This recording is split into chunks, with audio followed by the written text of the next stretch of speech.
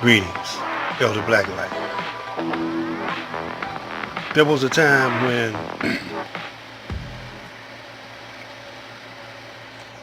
the dark, the darker man or the black man, the original man, was living in righteousness. His culture and his nature was righteousness.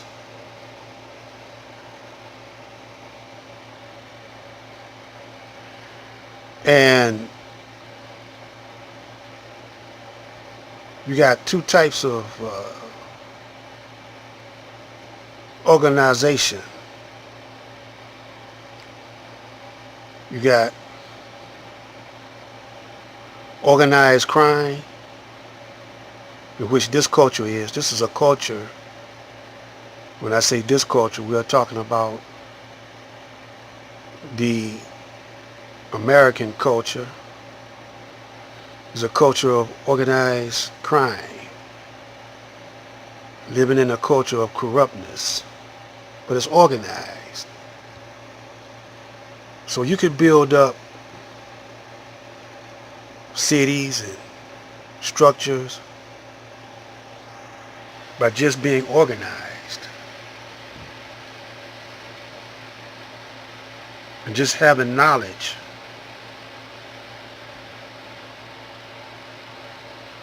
And then you got organized righteousness, which is very little in this country and really around the world, around the planet. These are the Crusades. So when we say the King Alfred plan, we gotta look up why they call it the King Alfred plan. Who was King Alfred? We'll get to that later. Now you see, Malcolm and Mr. Farrakhan sitting together.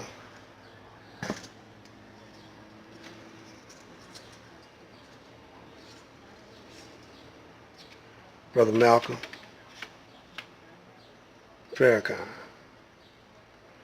This is my mother's registration book. She paid her dues in it. I think the earliest date was 1947. I was born in 46. It's old. Muslims know that this is one of the early books, registration books. This is the Constitution. So the Crusades are still going on today.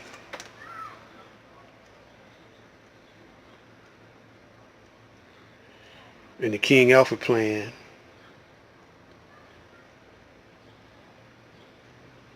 is a testimony to that, because a testament to that, because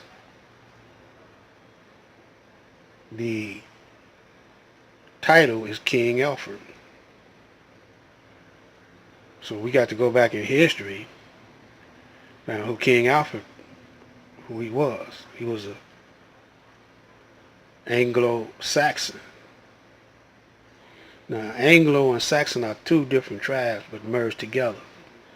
You had the Anglo, and then you had the Saxon.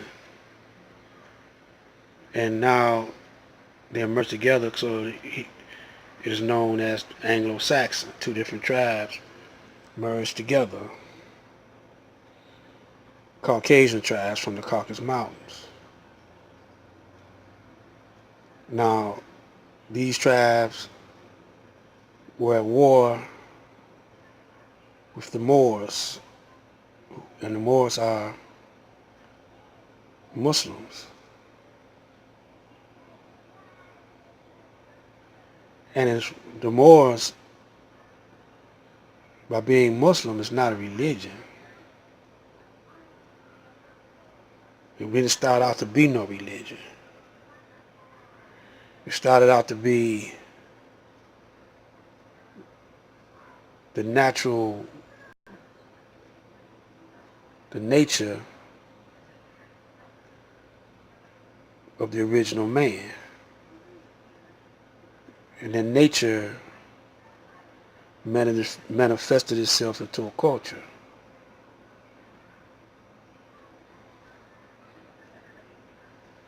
So when they conquered America, North America,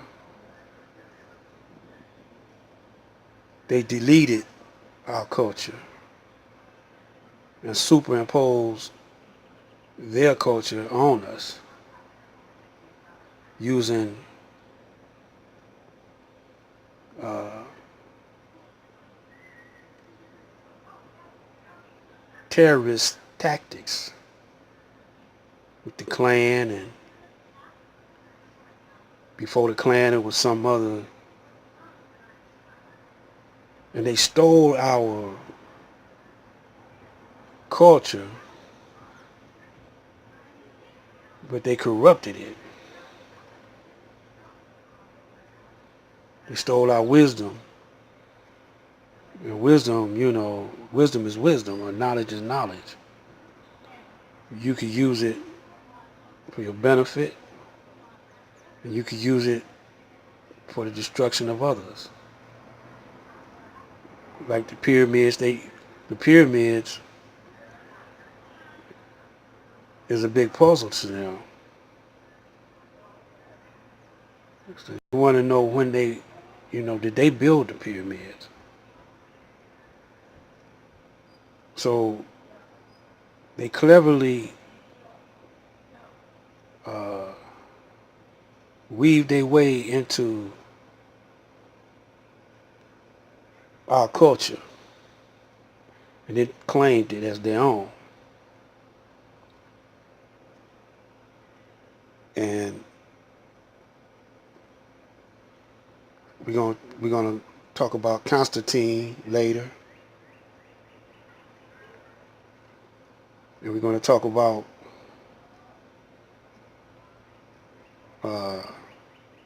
Alfred. So these strategies and techniques are working today. So this is how they got to Malcolm, as my uncle explained to me one day. See, when Malcolm actually turned on Elijah, Wallace D. Muhammad was whispering in his ear. Well, when the Honorable Elijah Muhammad sent Wallace over to Africa or either Arabia to get schooling, they got to him.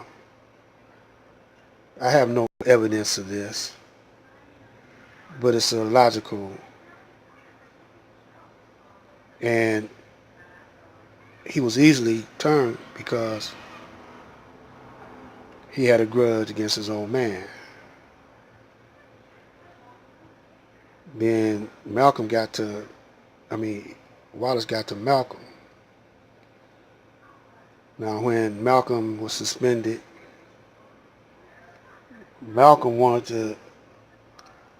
he always thought the Muslims, Elijah was moving too slow. My mother told me this. She worked alongside of him. And Malcolm was very militant. And he wanted to engage in some type of warfare, but the messenger knew that we wasn't strong enough, we weren't ready. And the messenger was going to get at them another way. He was going to take their money and use it against them. Sort of like what Nipsey was doing.